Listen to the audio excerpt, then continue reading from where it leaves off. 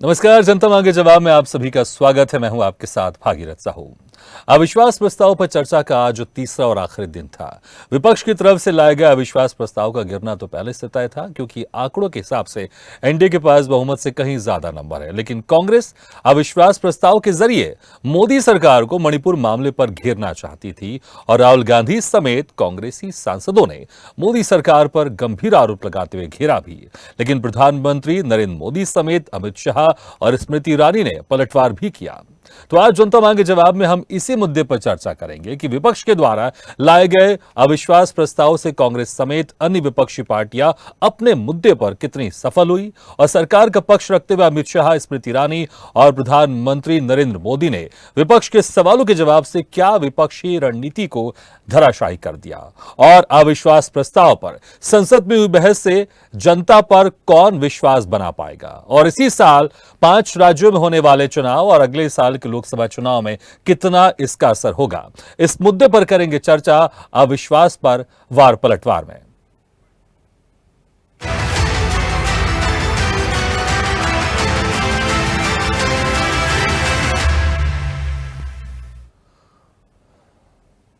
तो मणिपुर में कई महीनों से हालात सामान्य नहीं है। भीड़ द्वारा महिलाओं को निर्वस्त्र कर घुमाने और उनके साथ रेप की घटना ने पूरे भारतवासियों को शर्मसार कर दिया था और मणिपुर हिंसा को लेकर विपक्ष लगातार सदन में इस पर चर्चा कराने की मांग कर रहा था। आखिरकार सदन में इस पर चर्चा हुई और विपक्ष की तरफ से कांग्रेस सांसद गौरव गोगोई ने चर्चा की शुरुआत की। गौरव गोगोई ने कहा कि हम अविश्वास प्रस्ताव के जरिए प्रधानमंत्री नरेंद्र मोदी का मौन व्रत तोड़ना चाहते हैं। तो राहुल गांधी ने कहा कि बीजेपी सरकार हिंदुस्तान में मणिपुर को मारना चाहती है। मोदी सरकार भारत माता के रखवाले नहीं, भारत माता के हत्यारे हैं। इसके जवाब में स्मृति ईरानी ने कहा, राहुल भारत माता की हत्या की बात करते हैं और कांग्रेस ताली बजाती है। तो गृह मंत्री अमित शाह ने कहा कि यह अविश्वास प्रस्ताव ऐसा प्रस्ताव है जिसमें प्रधानमंत्री और मंत्रिमंडल के प्रति न जनता का अविश्वास है और न सदन को अविश्वास है। इसका उद्देश्य जनता में भ्रांति खड़ी करना है। आज अविश्वास प्रस्ताव पर बहस का आखिरी दिन था और अविश्वास प्रस्ताव पर प्रधानमंत्री नरेंद्र मोदी क्या बोलेंगे इसका इंतजार भी था। प्रधानमंत्री ने आखिरकार विपक्ष को जवाब देने का मोर्चा संभाला और विपक्ष पर पलटवार किया। मोदी ने कहा 2018 में ईश्वर का आशीर्वाद था कि वो अविश्वास प्रस्ताव लाए थे। उस वक्त भी मैंने कहा था कि हमारी सरकार के लिए यह फ्लोर टेस्ट नहीं है, यह उन्हीं का फ्लोर टेस्ट है। हुआ भी वही। जब मतदान हुआ तो विपक्ष के पास जितने वोट थे उतने भी जमा नहीं कर पाए। एक तरफ से विपक्ष का अविश्वास प्रस्ताव हमारे लिए शुभ होता है। आज देख रहा हूं कि आज आपने तय कर लिया है कि एनडीए और बीजेपी 2024 के चुनाव में पुराने सारे रिकॉर्ड तोड़कर जनता के आशीर्वाद से वापस आएगी। इसके अलावा मोदी ने विपक्ष को सीख देते हुए कहा कि अच्छा होता कि सत्र की शुरुआत के बाद से ही विपक्ष गंभीरता के साथ सदन की कार्रवाई में हिस्सा लेता। दोनों सदनों में जन विश्वास bill, medical bill, dental commission bill, आदिवासी bill, digital data protection bill जैसे कई महत्वपूर्ण बिल यहां पारित किए। लेकिन विपक्ष के लिए राजनीति प्राथमिकता है। मेरा मानना है कि विपक्ष को एक वरदान मिला है कि ये लोग जिसका बुरा चाहेंगे उसका भला होगा। एक उदाहरण तो मैं हूं। मेरे खिलाफ क्या क्या किया गया, लेकिन मैं बड़ा ही होता गया। तो वहीं नरेंद्र मोदी ने तंज कसते हुए कहा कि देश का विश्वास है कि 2028 में जब विपक्ष अविश्वास प्रस्ताव लेकर आएंगे तो देश तीसरी सबसे बड़ी अर्थव्यवस्था बन जाएगा। तो आज जनता मांगे जवाब में अविश्वास प्रस्ताव पर वार पलटवार पर करेंगे चर्चा, अविश्वास पर वार पलटवार में। लेकिन उसके पहले सुन लेते सदन में राहुल गांधी ने और प्रधानमंत्री नरेंद्र मोदी ने क्या कुछ कहा। लेकिन हर बार देश को आपने निराशा के सिवाय कुछ नहीं दिया है। और विपक्ष के रवैये पर भी मैं कहूंगा, जिनके खुद के बही खाते बिगड़े हुए हैं, जिनके बही खाते खुद के बिगड़े हुए हैं, वो भी हमसे हमारा हिसाब लिए फिरते हैं। माननीय अध्यक्ष जी, इस अविश्वास प्रस्ताव में कुछ चीजें तो ऐसी विचित्र नजर आई जो न पहले कभी सुना है, न देखा है, न कभी कल्पना की है। भारत एक आवाज है।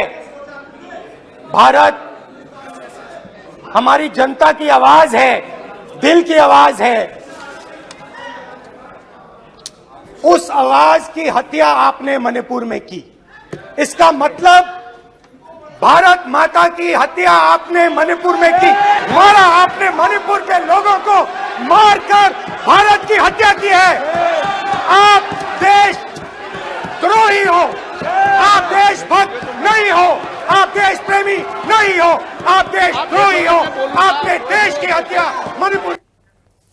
तो सदन में क्या कुछ कहा राहुल गांधी ने और प्रधानमंत्री नरेंद्र मोदी ने किस तरह से पलटवार किया, आपने सुना। चलिए अब इस चर्चा को शुरू करते हैं और चर्चा को करने के लिए हमारे साथ जो मेहमान मौजूद हैं मैं उनका आप लोगों से तारुफ कराया। तो हमारे साथ इस वक्त मौजूद हैं कांग्रेस प्रवक्ता रत्नाकर सिंह जी, बीजेपी प्रवक्ता हरीशचंद्र जी और आप प्रवक्ता रजनीश भास्कर जी, और साथ ही हमारे साथ मौजूद हैं राजनीतिक विश्लेषक मनीष गुप्ता जी, और हमारे स्टूडियो में मौजूद हैं स्वदेश न्यूज के managing editor RP Shrivastava sir. आपसे मेहमानों का बहुत बहुत शुक्रिया और बहुत बहुत स्वागत है हमारे इस खास चर्चा में। सबसे पहले रत्नाकर सिंह जी, आपसे मैं पूछना चाहूंगा, जिस तरह से प्रधानमंत्री नरेंद्र मोदी ने कहा कि जब भी आप अविश्वास प्रस्ताव लेकर आते हैं ये एनडीए के लिए, मोदी सरकार के लिए शुभ होता है। 2018 में आप लेकर आए और उसके बाद लगातार 2018 के पहले 2014 में बीजेपी की सरकार बनी, एनडीए की सरकार बनी, 2018 में आप अविश्वास प्रस्ताव लेकर आए और भारी बहुमत से 2019 में एनडीए की सरकार बनी। बड़ा शुभ होता है जब भी आप अविश्वास प्रस्ताव लेकर आते हैं। फिर से लेकर आए आप 2024 में भी भारी बहुमत से एनडीए की सरकार बनेगी। मेरी आवाज आ रही है आपको? जी जी आ रही। हाँ भागीरथ जी, देखिए मोदी जी के लिए क्या शुभ होता है क्या अशुभ होता है उसकी तो बड़ी चिंता रहती है और बड़ा ध्यान देते हैं।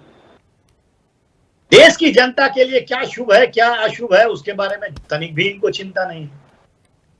पिछले 2 घंटे से मैं कंटिन्यूअस इनके भाषण को सुन रहा था। पौने 2 घंटे तक सिर्फ और सिर्फ विपक्ष को कोसने का काम किया इन्होंने। मणिपुर पे भी सिर्फ अपनी संवेदना प्रकट की। देश की जनता उनको सुनना चाहती थी मणिपुर के ऊपर कि मणिपुर 90 दिन से ज्यादा जो जल रहा है वो आखिर में आप क्या कर रहे थे। आपने लॉ एंड ऑर्डर क्यों नहीं मेंटेन किया। राष्ट्रीय सुरक्षा के मामले में आप चुप्पी क्यों साध लेते हैं। गृह मंत्रालय क्या कर रहा था जो आज वो हर मोर्चे पे नाकाबिल हो चुका है। कहीं ना कहीं देश की जनता यह जानना चाहती थी कि मोदी जी क्या विचार है। क्यों मणिपुर जो भारत का एक अभिन्न हिस्सा है, जो भारत देश की एक आत्मा है, उस आत्मा पे चोट पहुंची है और प्रधानमंत्री जी जरा भी चिंतित नहीं है। और हमको अविश्वास प्रस्ताव के माध्यम से इनको सदन में लाना पड़ रहा है और 2 घंटे के अपने भाषण में 5 मिनट बोलते हैं, वो भी अपनी संवेदना प्रकट करने के बाद कहीं भी उस पर चर्चा नहीं करते हैं कि किस तरह से हालात को सुधारा जाए। शेरो शायरी से अपनी बातें कहते हैं। सवेरा उगेगा, सूरज उगेगा, तब तक तुम लोग मरते रहो। रोज 4-5 हत्याएं हो रही है। मणिपुर के केंद्रीय मंत्री वहीं सदन में बैठे हैं, उनको बोलने दिया गया? 2-2 सांसद है वहां पे, उनको बोलने दिया गया मणिपुर के ऊपर? बिल्कुल नहीं। ये लोग सिर्फ जितने भी सांसद बैठे हैं पिछले 3 दिनों से सिर्फ और सिर्फ प्रधानमंत्री मोदी जी का गुणगान कर रहे थे, विपक्ष पे आरोप लगा रहे थे।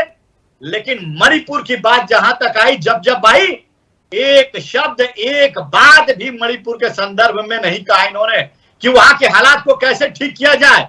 भारत मां की बेटियों की अस्मिता को लूटा जा रहा है, उस पर लगाम कैसे लगाया जाए, क्या परिस्थितियां खराब हुई है वहां पे।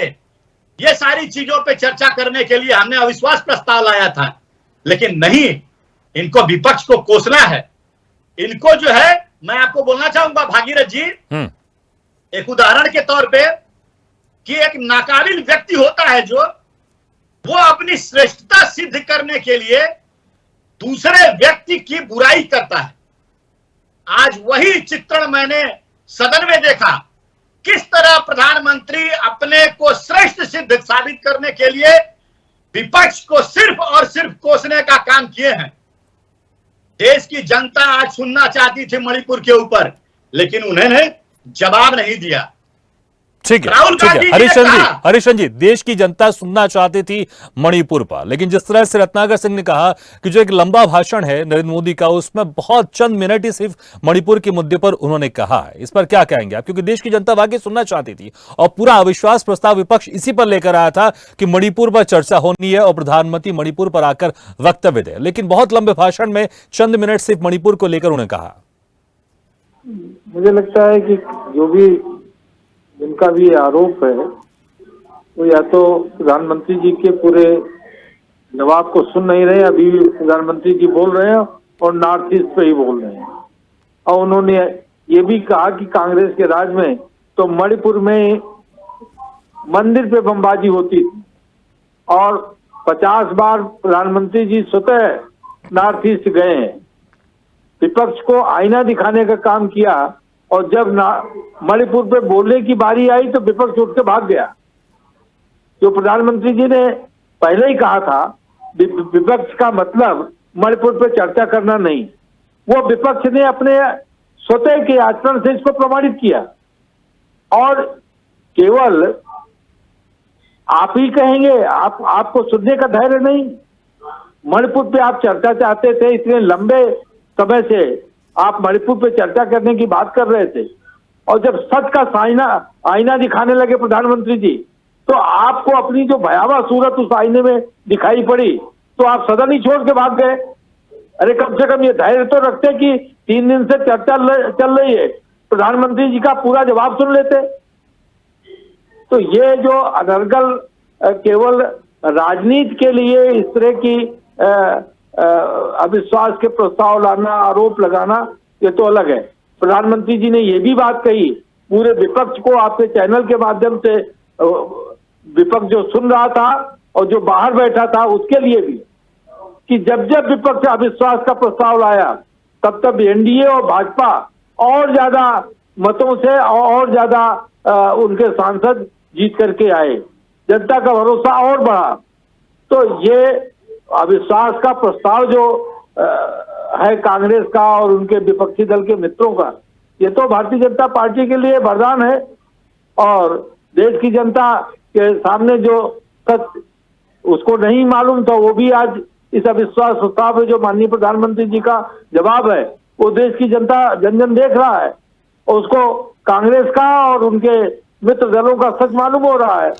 रत्नाकर सिंह जी, लेकिन इस शुभ अशुभ से क्या मणिपुर की स्थिति ठीक हो रही है वहां पर? क्योंकि जनता जानना चाहती कि मणिपुर में स्थिति ठीक कब होगी, लेकिन आप जो कह रहे हैं कि शुभ है, ठीक है, अविश्वास प्रस्ताव लेकर आए, लेकिन क्या इसे शुभ मानने से मणिपुर की स्थिति ठीक हो जाएगी? मणिपुर की स्थिति ठीक कैसे होगी, इस पर भी तो कुछ वक्तव्य आना था ना, चाहे गृह मंत्री का हो या प्रधानमंत्री का हो।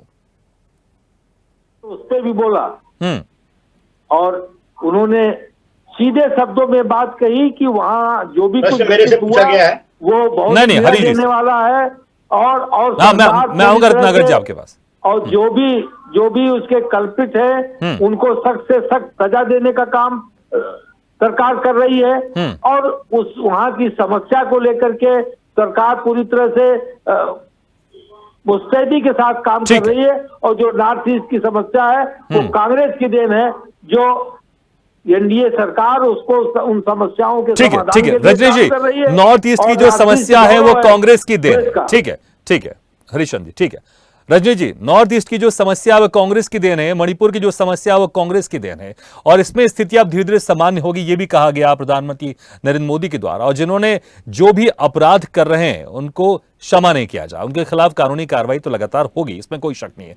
लेकिन जिस तरह से शुभ अशुभ की बात की गई और जिसको लेकर, जिस मुद्दे के साथ विपक्ष और खासकर उसमें आप भी शामिल है, अविश्वास प्रस्ताव लेकर आए थे, क्या वो रणनीति आप लोग के यहाँ पर सफल हो पाई है? क्या वो मुद्दा यहाँ पर क्लियर हो पाया, जो जनता को मैसेज देना आप लोग चाहते थे वो यहाँ पर पूर्ण हो सका है? क्योंकि जब प्रधानमंत्री नरेंद्र मोदी मणिपुर के मुद्दे पर बोल रहे थे तो विपक्ष तो वॉकआउट कर गया।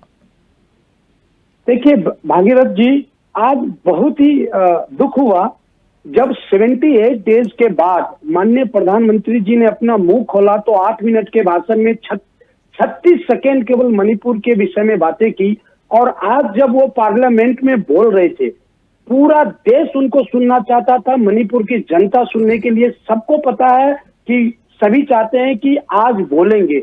2 घंटों के भाषण में कितना समय उन्होंने मणिपुर को संबोधित करा, और उनके लिए रोड मैप दिया, वो हम सभी ने देखा। और आप इससे समझ सकते हैं कि माननीय प्रधानमंत्री जी और उनकी सरकार मणिपुर को लेकर कितना चिंतित है, क्या सीरियसनेस है, ये बहुत ही दुखद है।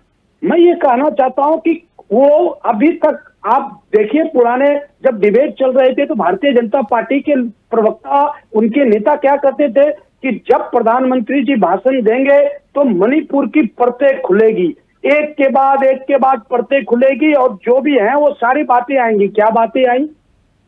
दूसरी बातें मैं कहना चाहता हूं, ये देखिए, देश की जनता को, मणिपुर की जनता को इन्होंने निराश किया है अपने आज भाषण से, बहुत दुखद है। अब इनके भाषण पे आइए, इन्होंने कहा कि 2027 में जब लेके आएंगे दोबारा नो कॉन्फिडेंस मोशन तो क्या होगा? तब तक थर्ड इकोनॉमिक बन चुकी होगी हिंदुस्तान। मैं आपको कहना चाहता हूं, थर्ड इकोनॉमिक 67 साल के शासन में अब तक भारत ने केवल 55 लाख करोड़ विदेशी लोन लिए थे। ये अच्छा होता कि आप इन लोनों को तोड़ते, आपकी सरकारें इन लोनों को तोड़ती तो देश की अर्थव्यवस्था मजबूत होती। आपने क्या किया? अपने 9 साल के कार्यकाल में आपने 100 लाख करोड़ का और लोन ले लिया और आज भारत को 155 लाख करोड़ कर्ज में डाल दिया। और इस तरह से आप देश की इकोनॉमी को कहते हैं कि मजबूत हो रही है। ये मेरे समझ में तो नहीं आ रहे। आपके भागीरथ जी, आपके समझ में आया तो हमें और देश की जनता को समझाइएगा कि 155 लाख करोड़ का कर्ज भारत पे करके मोदी सरकार किस तरह से यहाँ की इकोनॉमी को मजबूत करना चाहती है। मैं देश ये भी इस नो कॉन्फिडेंस मोशन के माध्यम से देश ये भी सुनना चाहता था कि इन्होंने जो युवाओं से वादे किए थे कि हर साल 2 करोड़ हम युवाओं को रोजगार देंगे, उन रोजगारों का क्या हुआ, इनको बताना चाहिए था। जो ये नारे लगा के आए थे कि बहुत हुई महंगाई की मार, अब की बार मोदी सरकार, तो वो जो महंगाई, जो 400 का सिलेंडर था 1200 के सिलेंडर हो गए, जो 50 रुपए के आपके पेट्रोल होते थे 100 रुपए के पेट्रोल हो गए। किसानों की जो ये कहते थे कि अब किसानों की आय हम दुगनी करेंगे, किसानों का आत्महत्याएं रुकेंगे, क्या किसानों की आय दुगनी हो गई? क्या उनकी हत्याएं कम हो गई? लेकिन ये जो सारे आप मुद्दे गिना रहे हैं, विपक्ष की तरफ से इस मुद्दे को तो घेरा नहीं गया। विपक्ष की तरफ से पूरा फोकस सिर्फ मणिपुर ही था। सुनिए, मैं ये कहता हूं विपक्ष ने क्या किया नहीं किया, विपक्ष वॉकआउट हो गया, इस पे बातें मत कीजिए। मैं ये जानना चाहता हूं, जब नो कॉन्फिडेंस मोशन था जिसपे जब माननीय प्रधानमंत्री जी बोलने आए तो उनको तो अपनी बातें रखनी है, देश की जनता को संबोधित कर रहे हैं, केवल विपक्ष को संबोधित नहीं कर रहे हैं। पार्लियामेंट में वो देश की जनता को संबोधित कर रहे हैं, उनको तो बताना चाहिए था कि मैंने काला धन पे देश के लोगों से ये वादा किया था, चलिए 15-15 लाख रुपए नहीं देंगे, कम से कम देश के खाते में काले धन पैसे लाए कहाँ गए? आज देश का गरीब निरंतर गरीब होता हुआ जा रहा है और देश के अमीर निरंतर अमीर होते हुए जा रहे हैं। जो उन पे आरोप लगे, कम से कम ये बातें तो रखते। देश की आम जनता क्या सुनना चाहती है? ठीक है, तो आप कुछ और मुद्दों पर भी उनसे सुनना चाहते थे।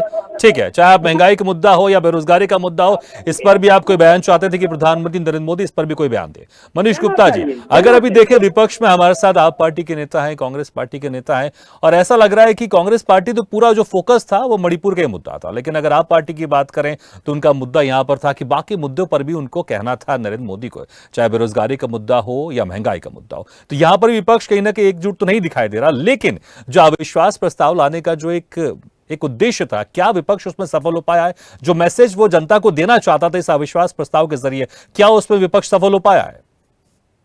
मैं समझता हूं, क्या मेरी आवाज आ रही है? जी जी, आ रही है। मैं समझता हूं विपक्ष अपने इरादे में सफल नहीं हो पाया। विपक्ष ने पूरा अपनी जो, ठीक है रजनीश जी, सुन लेते पहले मनीष गुप्ता जी क्या कह रहे हैं, सुन लेते हैं। मैं समझता हूं विपक्ष ने अपना पूरा जोर लगाया, फोकस बनाए रखा, इसके लिए कितना कंप्रोमाइज किया, कितनी गालियां सुनी कि अमित शाह जी चर्चा करना चाहते हैं, हम नहीं सुनेंगे। दरअसल इनकी जो प्लानिंग थी वो इतनी डिफेक्टिव थी, उन्हें ये अंदाजा नहीं था कि हम बुलाएंगे, मोदी जी बोलेंगे और उनकी जो बोलेंगे हम उसमें कमियां निकालेंगे, उसके बाद सोशल मीडिया पर छोड़ेंगे, माहौल बनाएंगे। यानी नो कॉन्फिडेंस मोशन लाने का सिर्फ एक उद्देश्य था कि कैसे हम मोदी को डिफेम करें, ये विपक्ष की चाल थी। और ये कोई बात नहीं, कोई बड़ी बात नहीं है, राजनीतिक दलों में ऐसी प्रसन्नता होती है। लेकिन हुआ क्या, मोदी जी ने मणिपुर के मुद्दे पर कम से कम बोलकर पूरा मौका अमित शाह जी को दिया, और अमित शाह चूंकि गृह मंत्री है तो उनका अधिकार बनता है इस पर बताएं। देखिए, हम सब ये जानते हैं कि मणिपुर का जो मुद्दा राहुल गांधी जी चिल्ला चिल्ला कर कह रहे हैं, उसकी स्थिति पिछले 10 साल पहले बहुत खराब थी। 1958 में एफएसपी कानून लगा था, आर्मी किसी को भी गोली मार सकती थी। वहां शांति धीरे धीरे रिस्टोर होनी शुरू हुई। आजादी के बाद अगर किसी एक राज्य में सबसे ज्यादा उग्रवादी संगठन थे तो वो मणिपुर में थे। वहां लगातार इन्फिल्ट्रेशन हो रही थी, उसको कंट्रोल किया। विपक्ष को लगा कि कहीं ना कहीं ये मुद्दा ऐसा है जिस पर हम भाजपा के राष्ट्रवाद की चाल को काट सकते हैं। उन्होंने शुरुआत में ठीक किया, लेकिन जैसे ही अलायंस बनी बीजेपी अलर्ट हो गई। उन्होंने अपने लोगों को साधना शुरू कर दिया, जयंत चौधरी को रोक लिया, इधर बीजेपी जनता दल को सेट कर लिया, इधर चंद्रबाबू नायडू को सेट कर लिया। और अरविंद केजरीवाल जी जैसे अपने कहते मुद्दा आधारित, जिसे मैं अगर मौका पर कहूंगा तो शायद गलत हो जाएगा, उस तरह के राजनीतिज्ञों ने बताया कि अगर मेरे मुद्दे पर आप सपोर्ट नहीं करोगे तो उन्होंने सपोर्ट नहीं किया। तो ऐसे करके कहीं ना कहीं एक बड़ा अंतर्विरोध था, और मोदी जी ने, अब इसे आप चाहे राजनीतिक सूझबूझ कहें कुछ और कहें, उन्होंने मणिपुर के मुद्दे पर खुद न बोलकर अपने आप को निकाल लिया, और विपक्ष का ये मजमा बिना किसी कंक्लूजन और रिजल्ट के खत्म हो गया। अगर आज मैं ग्वालियर में किसी आम आदमी से पूछूं भाई ये अविश्वास प्रस्ताव में क्या हुआ, तो सर कुछ नहीं हुई, बातें हुई। इसका मतलब यह है कि आम जनता पर इसका क्या टेक अवे था पता ही नहीं। बस राहुल गांधी को देखेगा भी शेर आ गया और उसको प्रोजेक्ट किया। बड़ा अच्छा लगता है जब ये देखता हूं कि राजीव गांधी अब एक बेटर नेता के तौर पर नजर आते हैं। राहुल गांधी जी का जो भाषण था वो वास्तव में इस बार प्रभावशाली था। पहले से बहुत बड़ा चेंज है भारत यात्रा के बाद, लेकिन अभी उन्हें और तैयारी करनी होगी। उनकी टीम अभी सही मुद्दों को सेलेक्ट करने में नाकाम रही। मणिपुर का मुद्दा ऐसा नहीं है जिस पर आप नो कॉन्फिडेंस मोशन ला पाए। ठीक है आरपी श्रीवास्तव सर, क्या मणिपुर का मुद्दा ऐसा नहीं था जिस पर कि अविश्वास प्रस्ताव लाया जा सकता था विपक्ष के द्वारा, और विपक्ष ने जो रणनीति बनाई थी शुरुआत में कि हम अविश्वास प्रस्ताव लेकर आएंगे, मोदी सरकार को ये घेरेंगे, इस तरह से राहुल गांधी सदन में आकर बयान देंगे, और राहुल गांधी की सदस्यता बहाली के बाद हर कोई चाहता था कि राहुल गांधी क्या बयान देंगे, जो एक रणनीति बनाकर चल रहा था विपक्ष, क्या उसमें सफल हो पाया, या फिर जैसे मनीष गुप्ता जी कह रहे हैं कि नहीं, जो वो उसकी रणनीति थी वो उसमें सफल नहीं हो पाया है? देखिए भागीरथ जी, विपक्ष कितना सफल हो पाया नहीं हो पाया अलग बात है। एक सबसे बड़ी बात है कि नो कॉन्फिडेंस मोशन जब भी लाया जाता है विपक्ष के द्वारा, तो अक्सर ये कई बार ये देखा गया है कि सिर्फ 2 बार हिंदुस्तान के इतिहास में ऐसा था कि अविश्वास प्रस्ताव पर जो है गिरा है। बाकी हर बार मतलब 2 बार अविश्वास प्रस्ताव पास हो गया, बाकी हमेशा गिरता ही है। चाहे पहले भी देखिए, नेहरू जी के टाइम में भी देखिए, कई बार जेबी कृपलानी लेके आए थे अविश्वास प्रस्ताव। तो मेरा ये कहना है कि ये विपक्ष का एक हथियार है जो सदन में चर्चा कराने का, क्योंकि प्रधानमंत्री को लेकर लगभग ये हमेशा बात हो रही थी कि प्रधानमंत्री जी आगे सदन में बोलें। अब प्रधानमंत्री जी आना ही नहीं चाहते, तो चूंकि इसी के बहाने जो है प्रधानमंत्री जी को सदन में बोलने के लिए मजबूर किया। यहाँ तक तो मैं मानता हूँ सफलता है।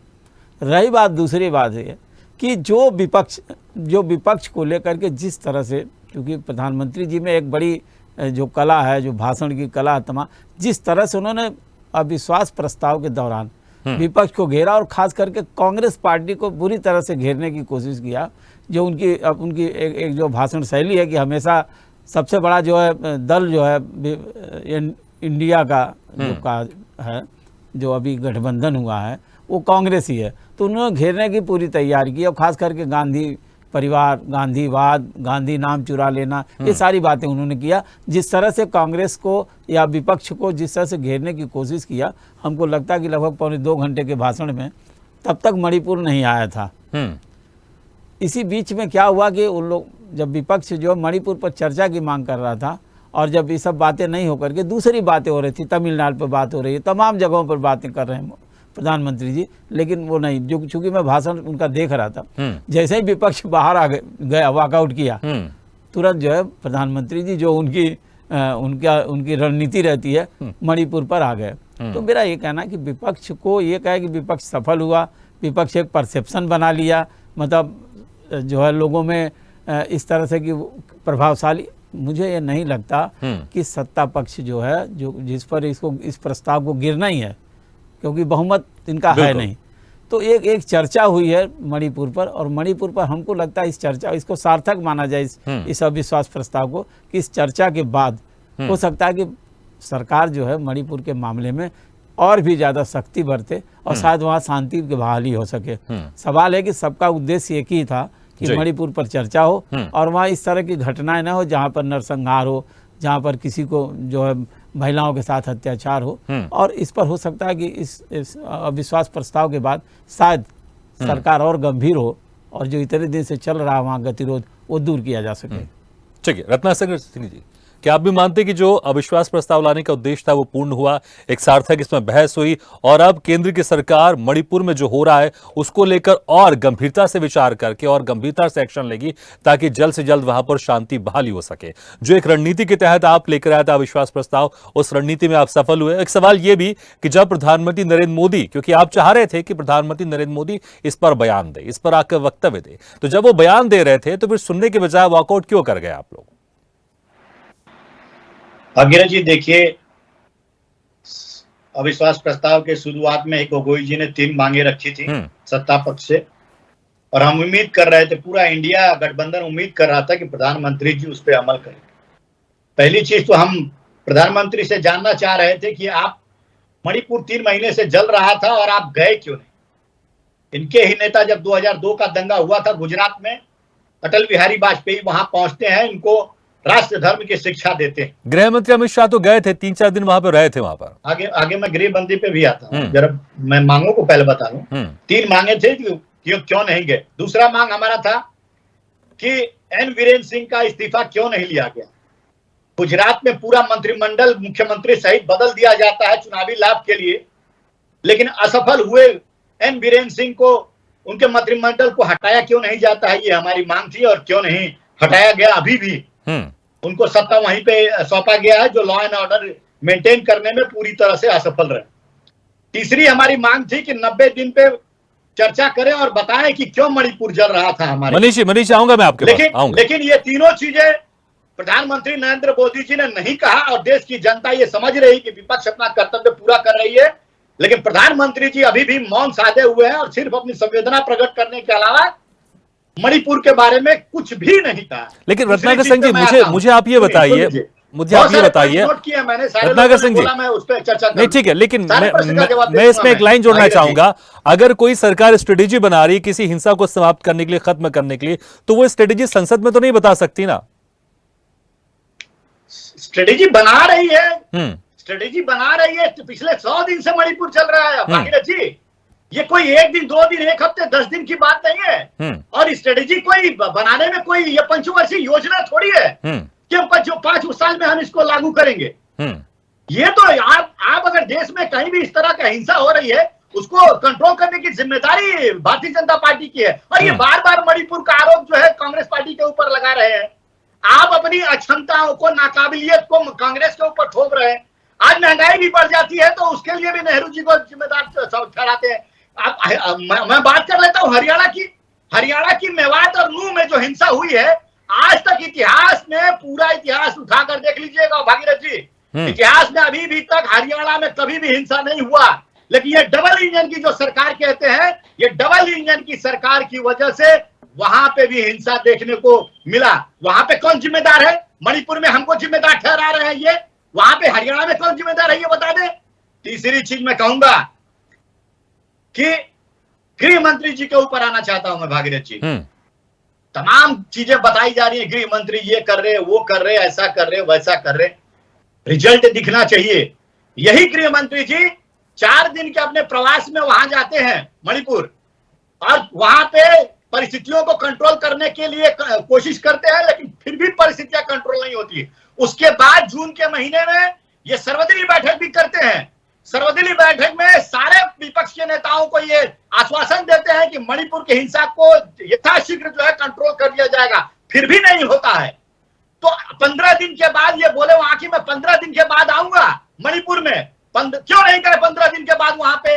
क्योंकि गृह मंत्री पूरी तरह से विफल हो चुके थे और यही इंडिया मांग कर रहा था कि गृह मंत्री अगर विफल हो चुके हैं तो सदन के नेता, देश के प्रधानमंत्री, देश का शिरोमणि जो जनता ने जिसको प्रधानमंत्री चुना है, जिसको जवाबदेही दिया है, जिम्मेदारी दिया है, उससे सुनना चाह रही थी देश की जनता कि आप बताइए मणिपुर 90 दिन से क्यों जल रहा था।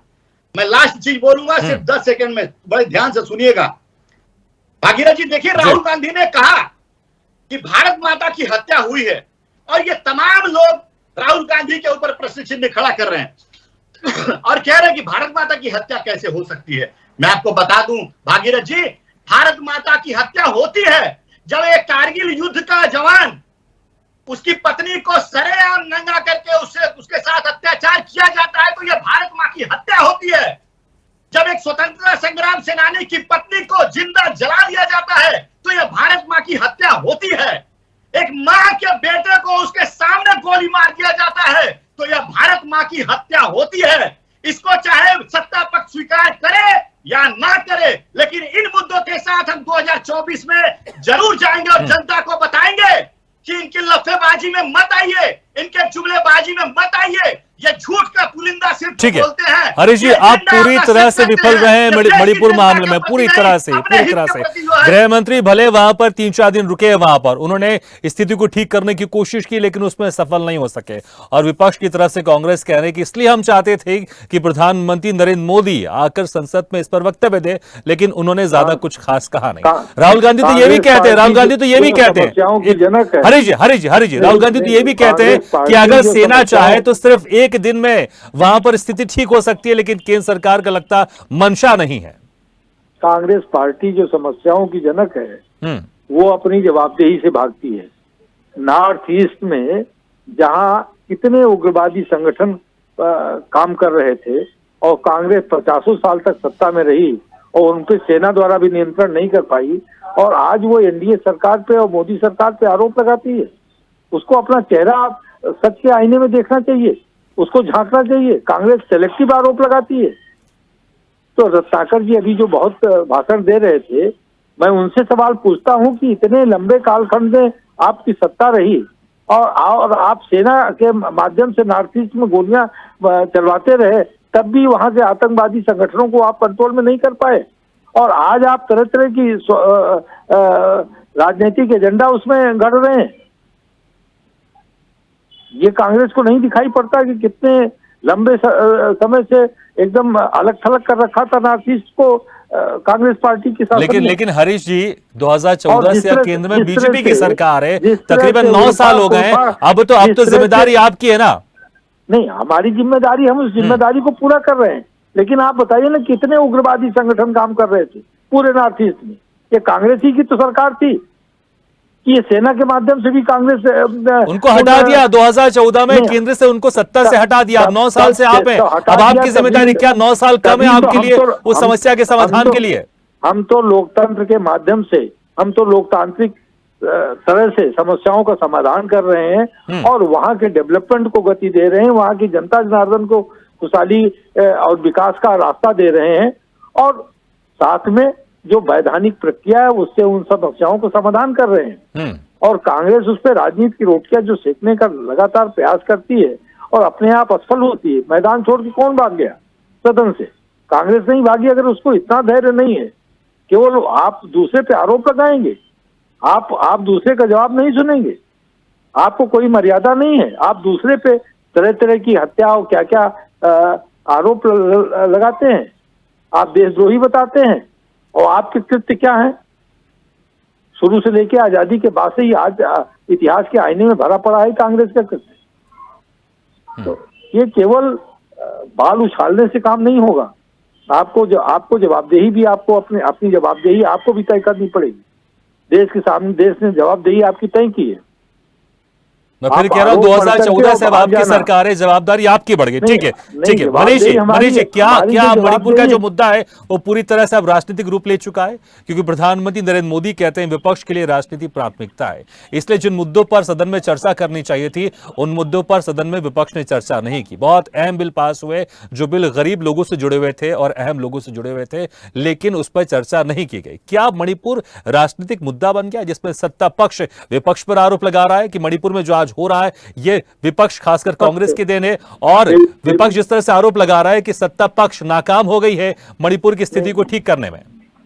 विपक्ष का मकसद तो महज ये है कि 2024 में जाने का कोई रास्ता मिले, 2024 में जाने का कोई रास्ता मिले, उसको नहीं। ठीक है, ठीक है, मतलब है उसको आज देश के युवाओं से भविष्य से मतलब नहीं है, देश की अर्थव्यवस्था से मतलब मेरे को बोलना है, किसको बोलना है? आज दुनिया नहीं, मैं अभी मनीष जी से पूछ रहा हूं, मैं आऊंगा आपके पास, आऊंगा आपके पास। उसको उसकी कुर्सी दिखाई पड़ रही, केवल विपक्ष को केवल उसकी कुर्सी दिखाई पड़ती है, इसलिए मूल समस्या जहां खड़ी है उससे वो हमेशा ध्यान भटकाने का प्रयास। नहीं ठीक है, अभी मनीष जी की पूरी बात सुन लेते, फिर मैं आऊंगा आपके पास। मनीष जी अपनी बात कंप्लीट कीजिए।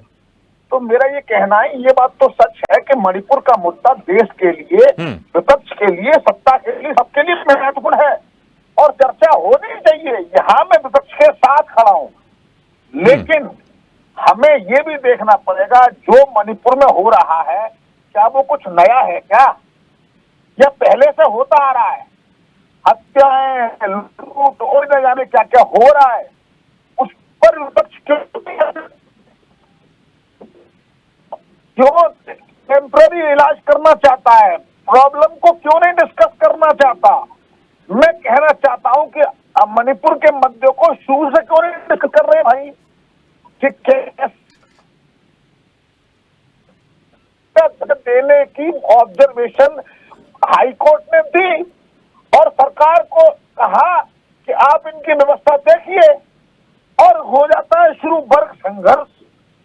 तो भाई कांग्रेस क्यों नहीं कहती कि जो न्याय ने कहा है, जो जुडिशरी ने कहा है, क्यों ना उसको पूरा किया जाए?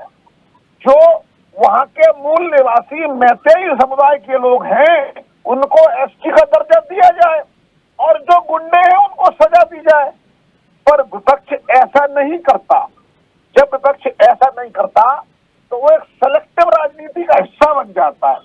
अरे भाई पूरी मणिपुर की प्रॉब्लम को सॉल्व करना है, मानो कुकी समाज को कोई प्रॉब्लम उनको कैसे रिजॉल्व करना, उनको कोई बेसिस अधिकार देना है, तो आपने पहले ही उन्हें 90% जमीन दे रखी है। यहाँ पर मैतेई समाज के लोग जमीन नहीं खरीद सकते। यानी एक राज्य, अगर मैं उत्तर प्रदेश में रहता हूँ, आगरा में रहता हूँ, तो कानपुर में जगह नहीं खरीद सकता कोई। तो कहिए हमने ये क्यों नहीं सोचा कि कैसे मणिपुर की समस्या को फाइनली रिजॉल्व करना है? बस विपक्ष की यही गलती विपक्ष को भारी पड़ जाती है।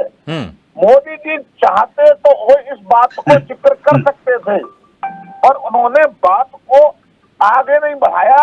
वाघेला जी मुझे समय दीजिए, आऊंगा आपके पास। खींच दिया। ठीक है रत्नाकर जी, एक मिनट में आप उसमें जवाब दे दीजिए, फिर मैं जाऊंगा रजनी जी के पास। देखिए भाई साहब अभी बातें कर रहे थे और विपक्ष को सिर्फ कोसने का काम तो सत्ता करती ही है। यहाँ पे ये बैठ के भी विपक्ष को ही कोसने का काम कर रहे हैं। मैं एक शब्द में इनका जवाब देना चाहता हूं कि वहां की परिस्थितियों पे कंट्रोल करने के लिए लॉ एंड ऑर्डर मेंटेन करने की जिम्मेदारी राज्य सरकार की होती है और वहां पे डबल इंजन की सरकार है। केंद्र की सहायता से वो परिस्थितियों पे काबू पा सकते थे, लेकिन इनकी इच्छा शक्ति नहीं थी। क्यों इच्छा शक्ति नहीं थी मैं आपको बता देना चाहता हूं।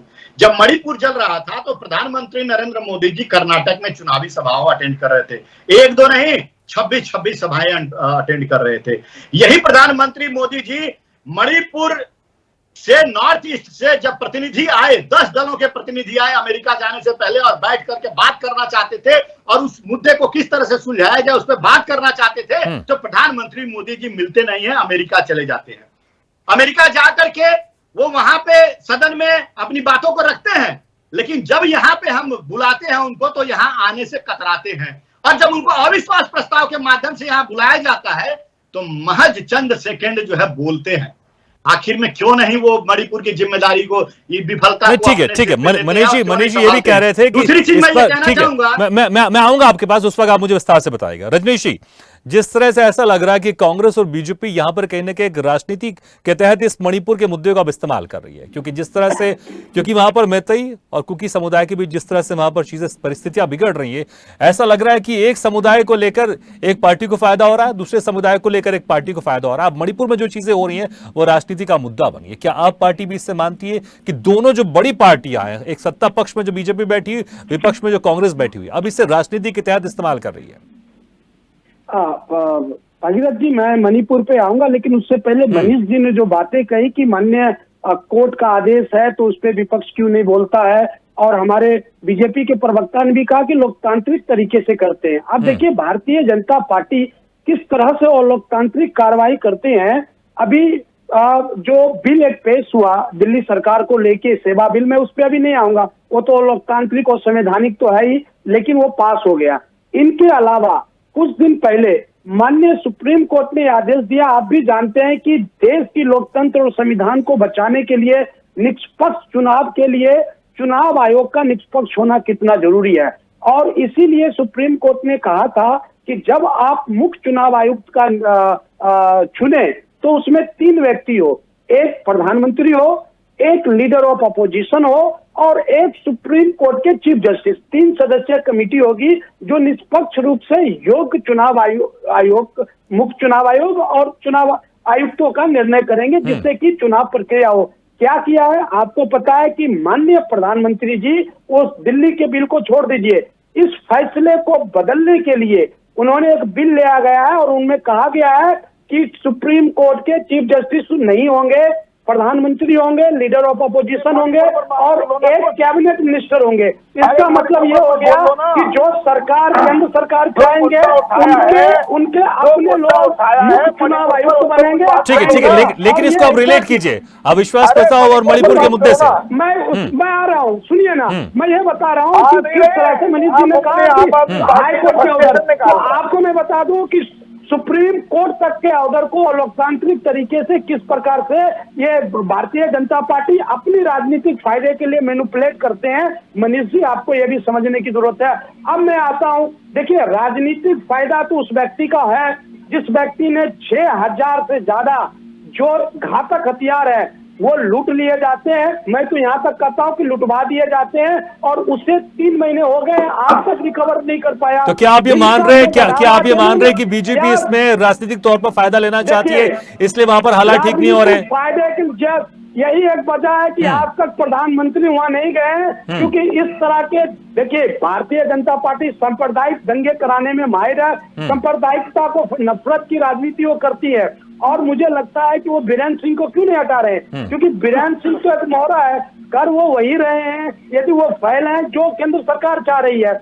इस तरह के दंगों, ठीक है रजनी जी, तो आप कह रहे हैं कि जानबूझकर बीजेपी का जो एक रवैया यहाँ पर मणिपुर को लेकर, ये कहने के राजनीतिक फायदे के तहत है। आरपी श्रीवास्तव सर, क्या आपको भी वाकई लग रहा है कि दोनों पार्टी, अगर हम प्रमुख पार्टियों की बात कर लें, बीजेपी या कांग्रेस की, क्योंकि जिस तरह से रजनीश जी भी कह रहे हैं और ये भी कहा जा रहा है कि वहां पर जो 2 समुदाय हैं, एक समुदाय एक पार्टी को ज्यादा पसंद करते हैं, दूसरे समुदाय एक पार्टी को ज्यादा पसंद करते हैं, क्या अब मणिपुर का मुद्दा वाकई अब राजनीतिक मुद्दा हो गया है, जो कि आने वाले जो विधानसभा चुनाव है 5, उसमें भी इसका असर दिखाई देगा और 2024 में भी इसमें लोकसभा में जो चुनाव होने वाले उसका भी असर दिखाई देगा? अब ये राजनीतिक मुद्दा बन गया है, जैसे राम मंदिर की बात कर लें।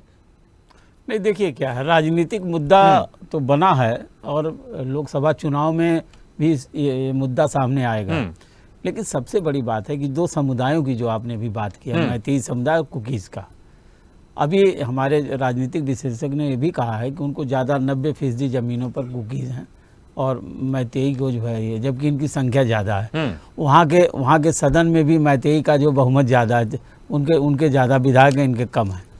तो एक जो सबसे बड़ी बात आती है ना कि एक समुदाय विशेष जिसको सुविधा लेना है, अब जैसे ज़मीन खरीदने वाली बात कर रहे थे, तो जो ट्राइबल एरिया की ज़मीन जो है खरीदने के लिए परमिशन लगती है, तमाम चीज़ें, तो उसके लिए तो एक नया कानून ले आना पड़ेगा सरकार को कि उस जो मणिपुर में, लेकिन यही एक सबसे बड़ी बात है जिसको लेकर के वहाँ पर गतिरोध बना हुआ है। मेरा ये कहना है कि इसका प्रभाव 5 राज्यों के चुनाव में कितना होगा ये तो मुझे नहीं लगता कि उतना ज़्यादा होना है, लेकिन एक लंबे समय तक अगर ये चलता रहा तो निश्चित रूप से विपक्ष इसको जो है मुद्दा बनाएगा। जहाँ तक भारतीय जनता पार्टी का सवाल है, जो केंद्र सरकार का सवाल है, वो निश्चित रूप से वो जवाब दे रही है। जिस तरह के मुद्दे को लेकर के विपक्ष को घेरने की कोशिश किया जा रहा है, आपने देखा होगा इंडिया को बना दिया घमंडिया। अब देखिए मोदी जी को तो आप समझते हैं, मोदी जी देश के ऐसे मतलब एक जिनकी वाक्पटुता, जिनकी भाषण शैली ऐसी है कि किसी को भी घेरने में उनकी महारत है। तो विपक्ष को तो उन्होंने आज भी कम नहीं धोया, काफी धोया। इसलिए अविश्वास प्रस्ताव को शुभ भी बता दिया। हाँ, और अविश्वास प्रस्ताव को सुबह उन्होंने तो जो है यही नहीं 2024 नहीं 2028 की भी बात कर ली, 29 में भी बात कर ली, हो सकता है कि उसके आगे वाली भी बात कर लें। तो ये तो एक कोई भी परसेप्शन क्रिएट करना, प्रधानमंत्री जी जानते हैं कि किस तरह से जो है भारतीय जनता पार्टी या सरकार को किस तरह से डिफेंड करना, क्या करना। लेकिन जहाँ तक मेरा मानना है कि जो मणिपुर का मुद्दा, उसको बजाय इसके राजनीतिक फायदे और लाभ हानि के अलावा भी सरकार को इस पर गंभीरता से सोचने की जरूरत है। पूर्ववर्ती सरकारों ने क्या किया, कांग्रेस ने किस तरह से इस मुद्दे को पिछले 25 साल जो 50 साल शासन कांग्रेस का रहा है, इनमें क्या किया, ये सारी बातें अलग हैं। लेकिन पिछले 9 सालों से आपकी सरकार है, डबल इंजन की सरकार है, इसका समाधान इसी सरकार को निकालना पड़ेगा। क्योंकि अगर ये नहीं निकाले तो मणिपुर ऐसे ही जलता रहेगा, और जब जलता रहेगा तो निश्चित रूप से सवाल खड़े होते रहेंगे। बिल्कुल। ये एक जो है एक तरह से ये देखने की जरूरत है, राजनीतिक कम मणिपुर की समस्या का समाधान होना अति जरूरी है। और हमको लगता है कि आज जो अविश्वास प्रस्ताव आया है, इसके बाद सरकार भी सचेत होगी, इसको बहुत लंबा नहीं खींचने की कोशिश करेगी। बिल्कुल। हरीश जी, क्या आप अब इसमें और गंभीर होंगे मणिपुर मसले को और ठीक करने के लिए? क्योंकि जिस तरह से ये भी आरोप लगाया जा रहा है, रजनीश जी कहा कि राजनीतिक फायदे के लिए वहां पर आप स्थिति को ठीक नहीं करना चाहते हैं, और जिस तरह से राहुल गांधी ने कहा कि अगर सरकार चाहती तो एक दिन में सेना वहां पर शांति व्यवस्था स्थापित कर सकती है। क्या राजनीतिक लाभ के कारण आप लोग वहां पर जो कर सकते हैं वो नहीं कर पा रहे हैं? ये बेबुनियाद आरोप हैं, और बेबुनियादी इसकी अगर कांग्रेस मणिपुर जो नॉर्थ ईस्ट की समस्या है, जिस तरह की समस्याएं पहले भी नहीं। अच्छा, इसमें मैं एक सवाल और जोड़ना चाहूंगा। आप लगातार कांग्रेस पर आरोप लगाते हैं कि नॉर्थ ईस्ट मणिपुर की समस्या कांग्रेस की देन रही है, तो इस पर सदन में आप लोग चर्चा कीजिए ना। आप लोग के पास मौका मिला था, लेकिन इसको लेकर सदन में किसी भी आपके नेता ने इसमें ऐसा कोई बयान नहीं दिया। मैं ये कह रहा हूँ कि जो कांग्रेस पार्टी के नेता श्रीमान राहुल गांधी जो इस पे चर्चा के लिए आए थे, 15 मिनट में उनकी सारी बातें खत्म हो गई। अगर वो विपक्ष गंभीर है तो उनको कंटेंट पे मुद्दा उठाइए ना। आप 2 कैंप की बात करके चले गए, भाग निकले, और फिर आप जवाब नहीं सुनना चाहते हो। सवाल इस चीज का है कि आप इतने दिनों तक मणिपुर और वहाँ पूरे नॉर्थ ईस्ट में आप भी तो डबल इंजन की सरकार चलाते रहे हैं ना, और उस दौरान कितने उग्रवादी संगठन पूरे नॉर्थ ईस्ट में काम कर रहे थे, उसका लेखा जोखा है ना। और इनके पास तो सेना से ही कंट्रोल कर रहे थे। राहुल गांधी ही कह रहे थे ना सदन में कि एक दिन में भारत की सेना कंट्रोल हो जाता। तो उस समय कांग्रेस ने एक दिन में क्यों नहीं कंट्रोल कर लिया? तो क्या कांग्रेस पार्टी भी जानबूझ कर कर रही थी जो उल्टा आरोप लगा रहे हैं? तो ये जो आरोप है सतही, या उसका चुनाव के मकसद से भारतीय जनता पार्टी इस तरह की जो ओछी राजनीति कांग्रेस कर सकती थी, भारतीय जनता पार्टी नहीं करती। इस तरह की ओछी राजनीति कि 2 गुटों में एक उनकी तरफ है, एक हमारी तरफ है, इस तरह की ओछी राज केवल कांग्रेस की सोच हो सकती है। Bharatiya Janata party one nation और नेशन सबसे फर्स्ट है भारतीय जनता पार्टी के लिए और हमारी सरकार के लिए। हम नेशन फर्स्ट की थ्योरी पे काम करते हैं। रहा सवाल विपक्ष जो भी मुद्दा बनाता है वो कहीं कहीं वो अपने खोखलेपन की वजह से, और उसका जो सिलेक्टिव अप्रोच है, और भी ये अभी नूह की बात कर रहे थे, कांग्रेस पार्टी में भी कल ही टेबल हुई मुरादाबाद दंगे की रिपोर्ट। इतने लंबे कालखंड तक और कांग्रेस पार्टी 80-82 की घटना है, और उसके बाद कांग्रेस ने दम नहीं किया कुछ रिपोर्ट को जनता के सामने लाते, सच को लाते। तो वोट की राजनीति के नाते ये अपने पापों पे पर्दा डालना चाहते हैं, और दूसरों पर ये जिस तरह की बात करते हैं प्रधानमंत्री जी, हमारे लिए एक एक देश के एक एक नागरिक अहम है भारतीय जनता पार्टी के लिए और उसके नेतृत्व के लिए। ठीक है रत्नाकर सिंह जी, जिस तरह से आपके नेता कहते हैं कि एक दिन में अगर सेना चाहे तो व्यवस्था वहां ठीक हो सकती है, कई सालों तक तो आपकी भी सरकार रही है राज्य में और केंद्र में, तो आपने कई साल मिले हैं आपको, एक दिन छोड़िए कई साल मिले, तो वहां की स्थिति ठीक क्यों नहीं हो पाई? और जिस तरह से यहां पर अब इस अविश्वास प्रस्ताव के जरिए आप लोग ने इस मुद्दे को उठाया है, लेकिन इसको लेकर इसमें ये चर्चा क्यों नहीं होती? आप लोग समाधान की बात करते हैं कि वहां स्थिति कैसे ठीक होगी, लेकिन इसके जड़ क्या है, क्या वजह रही जो स्थिति ये बनी है, इस पर भी तो चर्चा होनी चाहिए थी ना। भागीरथ जी देखिए, हमारा डेलीगेशन जो है विपक्ष के इंडिया का डेलीगेशन वहां पे गया था, वहां पे लोगों से मिला, क्या परिस्थितियां थी, वो सब सारी चीजों को उन्होंने वहां से बारीकी से अध्ययन किया। लेकिन कहीं ना कहीं अगर प्रधानमंत्री जी सदन में आते और मणिपुर पे विशेष तौर से चर्चा करते तो हम अपने सलाह भी देते, सलाह मशवरे भी देते, लेकिन इनको करना नहीं है ना, इनकी इच्छा शक्ति नहीं है। आज देखिए भारतीय जनता पार्टी मौका तो पहले आप ही को मिला था ना, पहले आप ही के नेता बोल रहे थे, बाद में प्रधानमंत्री ने कहा, उस वक्त आप कह सकते थे, अगर कोई सजेशन था आपके पास आप दे सकते थे। आप नहीं, हमने तो बताया ना, बहुत सारी चीजें बताया हमने तो। ये हमारी बात अब एक ही समझिए, ये अगर इनके पास कोई सुझाव था ये मीडिया के माध्यम से भी दे सकते थे, इन्होंने क्यों नहीं कहा? वहां गवर्नर को भी मिले थे। अरे भाई साहब हमारी बात तो तो कोई अगर सुझाव था आपके पास, समाधान था, तो आपने क्यों नहीं प्रस्तुत किया? आप निकालते सरकारी कमियां। कांग्रेस पार्टी के नेतृत्व में मणिपुर से आई हुई 10 पार्टियां प्रधानमंत्री जी से प्रधानमंत्री जी सुझाव रखना चाह रहे। ठीक है मेरे पास समय बहुत कम है, ठीक है मेरे पास समय बहुत कम। रत्नाकर सिंह जी अपनी बात कंप्लीट कीजिए। सदन में ही राहुल गांधी सुझाव रखे हुए, ये समाधान था। ठीक है हरीशचंद्र जी समय कम। रत्नाकर सिंह, हम 10 पार्टी वहां पे अमेरिका जाने से पहले कांग्रेस के नेतृत्व में 10 पार्टियों का प्रतिनिधिमंडल प्रधानमंत्री से मिलना चाह रहा था, प्रधानमंत्री मिले नहीं, सर्वदलीय बैठक हुआ, हम अपने सुझाव दिए, वहां पे हमारे 15 साल के पुराने मुख्यमंत्रियों ने अपना सुझाव दिया। ठीक है चलिए समय कम हो गया। मनीष गुप्ता जी कुछ सिर्फ चंद सेकंड में मुझे इसका जवाब दीजिएगा कि जिस तरह से अविश्वास प्रस्ताव लेकर आए, क्या अब इसके बाद मणिपुर की स्थिति जल्द ठीक हो पाएगी या फिर इसमें आगे चलकर और राजनीति दिखाई देगी? चंद सेकंड में जवाब। मुझे लगता है मणिपुर की स्थिति सामान्य की ओर बढ़ रही है, लेकिन इसकी सर्जरी करने की आवश्यकता है, वहाँ उग्रवाद को पूर्णतः खत्म करने की आवश्यकता है। मैं यहाँ पे आम आदमी पार्टी के नेता को ये ताकीद करना चाहता हूँ कि वो अपनी हद में रहें, अरविंद केजरीवाल की तरह स्तरहीन राजनीति ना करें, वरना ठीक है चलिए फिर हम दूसरी तरफ जा रहे हैं। ठीक है हो गया, ठीक है चलिए समय खत्म हो गया। बहुत बहुत शुक्रिया आपसे मेहमानों का, रत्नाकर सिंह जी और हरीशचंद्र जी, मनीष गुप्ता जी, आरपी श्रीवास्तव सर और रजनीश भास्कर जी, बहुत बहुत शुक्रिया हमारी इस खास चर्चा में शामिल होने के लिए। तो जिस तरह से अविश्वास प्रस्ताव की शुरुआत हुई चर्चा को लेकर, इसमें चाहे हम विपक्ष की तरफ से बात करें, राहुल गांधी ने जिस तरह सरकार को घेरने की कोशिश की, गौरव गोगोई ने जिस तरह से कहा कि हम प्रधानमंत्री नरेंद्र मोदी का मौन व्रत तोड़वाना चाहते थे, आखिरकार प्रधानमंत्री नरेंद्र मोदी आज आए, सदन में उन्होंने बयान दिया, हालांकि लंबे भाषण में कुछ चंद मिनट ही मणिपुर में बोले और यह भी कहा कि जब बोलना शुरू किया तो विपक्ष ने वॉकआउट कर दिया। लेकिन सदन में जनता चाहती है सार्थक बहस हो, सार्थक चर्चा हो। अगर कोई ऐसा मुद्दा हमारे देश में है जहां पर स्थिति ठीक नहीं चल रही है, मणिपुर की बात करें, अगर उस पर चर्चा हो रही है तो विपक्ष की पार्टियों के नेताओं को भी वहां पर बैठ के सुनना चाहिए और सरकार को भी अपनी तरफ से एक सार्थक बहस करते हुए समस्या के समाधान की ओर जाना चाहिए। हाँ कि किसी मुद्दे को राजनीतिक दृष्टि से देखते हुए उस पर सिर्फ राजनीति करनी चाहिए, क्योंकि सदन में अगर समाधान निकलेगा तो हमारे देश के लिए बहुत अच्छा होगा। इसी के साथ जनता मांगे जवाब में फिलहाल इतना, लेकिन खबरों का सिलसिला लगातार जारी, आप देखते रहिए स्वदेश न्यूज।